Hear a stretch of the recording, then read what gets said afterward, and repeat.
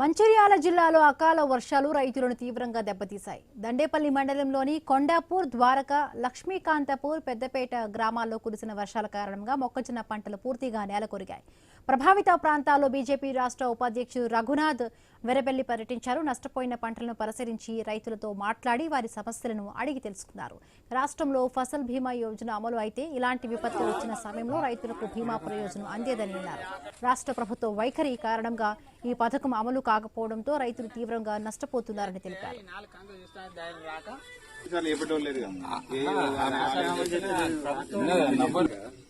అయితే రేపు 2 వీలర్లు ఆటోలు అందరికి వర్షం పడ్డప్పుడు రైతులకు నష్టం జరిగితే వాళ్ళ ఎకరానికి 30,000 లోపలి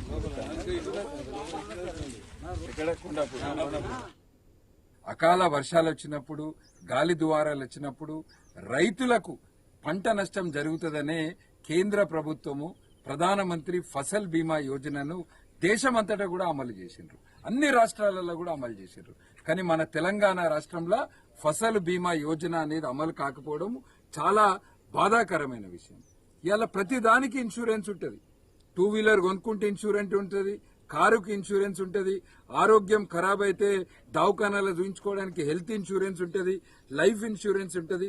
ప్రతి దానికి ఇన్సూరెన్స్ తీసుకున్నప్పుడు మరి రైతులు కష్టపడి పండించిన పంటకు ఎందుకు ఇన్సూరెన్స్ ఉండదని మేము భారతీయ జనతా పార్టీ తరఫున అడుగుతున్నాం.